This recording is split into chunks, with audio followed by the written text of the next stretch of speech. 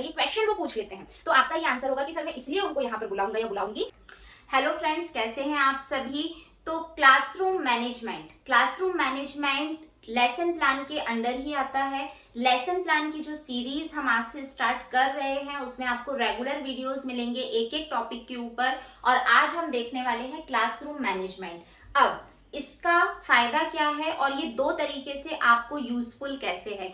First, ये useful है जब आप डेमो देंगे तो आज मैं आपको जितने भी पॉइंट्स एक्सप्लेन करने वाली हूँ इन सारे पॉइंट्स का आपको ध्यान रखना है और वहां पर इन सभी को आपको इन्वॉल्व करना है अपनी डेमो टीचिंग में और प्रेजेंट करना है। सेकंड इसका यूज क्या है। सेकंड, ये इसलिए यूजफुल है कि इधर से कोई भी एक रैंडम क्वेश्चन उठाकर आपके इंटरव्यू में पुट हो सकता है, पैनल आपसे पूछ सकता है। तो चलिए देख लेते हैं कि क्या है क्लासरूम मैनेजमेंट और कैसे इन सारे पॉइंट्स को यूज कर हम अपनी टीचिंग को इफेक्टिव, इम्पैक्टफुल और एक पॉजिटिव लर्निंग आउटकम दे सकते हैं। तो चलिए देखते हैं। फर्स्ट पॉइंट है आई कांटेक्ट। जब भी आप क्लास में पढ़ा रहे हैं आपकी आंखें नीचे या फिर कहीं और नहीं होनी चाहिए, खिड़की के बाहर या दरवाजे पर। वो हमेशा एक कोऑर्डिनेशन बनना चाहिए बोर्ड और बच्चे के साथ में। जब आप पढ़ा भी रहे हैं आपका पूरा बैक बच्चों की तरफ नहीं होना चाहिए।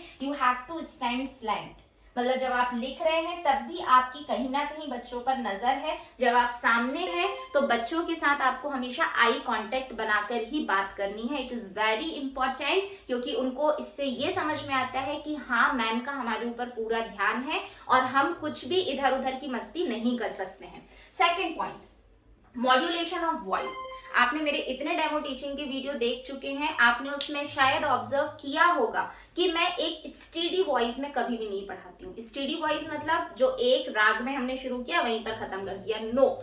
जो एक आपके कंटेंट की रिक्वायरमेंट है और रिक्वायरमेंट नहीं भी है तो आप उसको कैसे क्रिएटिव बनाएंगे। जैसे अभी मैं धीरे बोल रही थी फिर मैंने तेज बोला, कहाँ पर आपको ज्यादा स्ट्रेस डालना है, मीन्स ज्यादा प्रभावपूर्ण उसको बनाना है, जहां पर आप चाहते हैं कि बच्चे ध्यान दें, ठीक है, या बच्चों का अटेंशन कैसे सीख करना है, ओके, अपनी तरफ बच्चों को कैसे आकर्षित करना है, उसके लिए मॉड्यूलेशन ऑफ वॉइस जगह जगह पर बहुत जरूरी है। और ये सिर्फ आएगी प्रैक्टिस से, और प्रैक्टिस कुछ तो आपका इनपुट चाहिए, कुछ मेरा इनपुट है ही, और उसके लिए प्रेस द लाइक बटन। जितने भी वीडियोस देखें उससे लाइक करना बिल्कुल ना भूलें। इसके बाद take round, very very very important point है ये, टेक राउंड। अभी तो मैं खैर डेमो टीचिंग वीडियो बनाकर आपको दे रही हूँ, यहाँ पे मैं राउंड नहीं ले सकती हूँ, बट ये आपको ध्यान रखना है जब आप अपना डेमो भी देंगे। जस्ट भले ही आप 1 या 2 राउंड लें,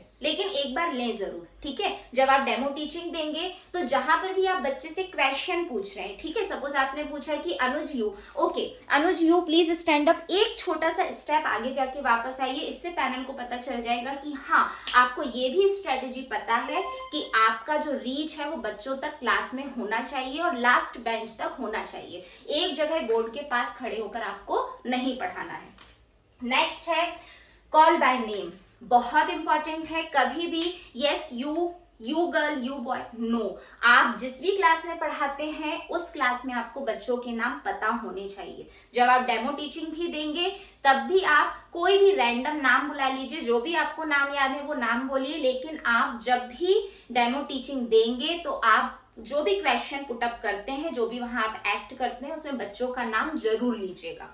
नेक्स्ट है रैंडम क्वेश्चंस, जो कि आपने डेमो टीचिंग में मेरी देखा ही है। आपको बीच बीच में बच्चों से क्वेश्चंस पूछने हैं। समझ में आया? ओके, अभी मैंने क्या बताया था, इसका मीनिंग क्या है, अभी मैंने कौन सी स्पेलिंग लिखी थी, कुछ भी आपको पूछना है, बट रैंडम क्वेश्चन जो भी आप पढ़ा रहे हैं उससे रिलेटेड आपको पूछना ही पूछना है। सॉरी। नेक्स्ट है कॉल इन फ्रंट, ओके। आप एक ये छोटा सा प्रेजेंटेशन 2 सेकंड का वहां जरूर दीजिएगा।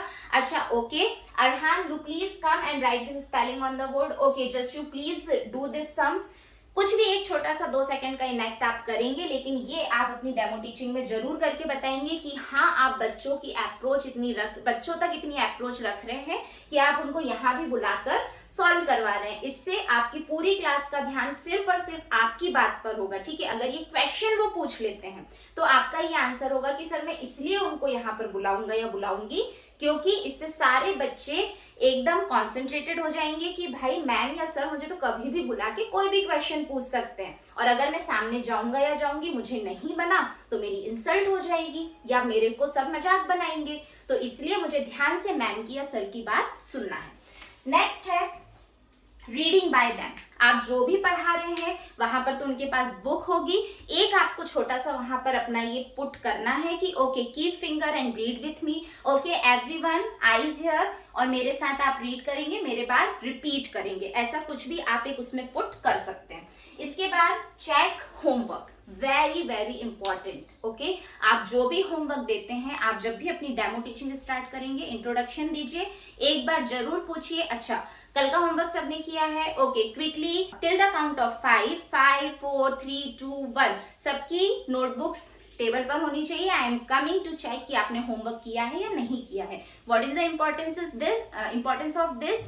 बच्चों को पता होगा कि हाँ अगर मैम ने होमवर्क दिया है तो वो उसे चेक भी करेंगी, और ये मेरा डेली रूटीन है सर, मैं डेली ही ऐसा करती हूँ, या ये मैंने सोचा है कि ये रूटीन मैं मेरी क्लास में बनाऊंगी जिससे बच्चे इफेक्टिव रहेंगे, उनको पता होगा कि हाँ मैम हमारा होमवर्क डेली चेक करती हैं और इसके बदले में हमें फिर कुछ ना कुछ एक्स्ट्रा वर्क मिल जाता है अगर हम नहीं करके ले जाते हैं और हमारा वर्क ज्यादा हो जाता है। तो इसलिए हमें होमवर्क करना है। This is my strategy to make them complete work on the same day और on the same time. So I hope कि आपको ये पॉइंट्स पसंद आए होंगे या आपको हेल्पफुल भी होंगे। अगर ऐसा है तो मुझे एक बार कमेंट करके जरूर बताइएगा, और अगर ये वीडियो पसंद आया है तो लाइक प्लीज प्लीज प्लीज करिएगा, share with others, don't forget to subscribe my channel. अगर आप मेरे चैनल पे नए हैं तो मैंने नीचे डिस्क्रिप्शन में प्लेलिस्ट का डिस्क्रिप्शन में लिंक भी ऐड कर दिया है, आप उस पे जाके मेरे बाकी पुराने सारे वीडियोस देख सकते हैं जो बहुत ही हेल्पफुल हैं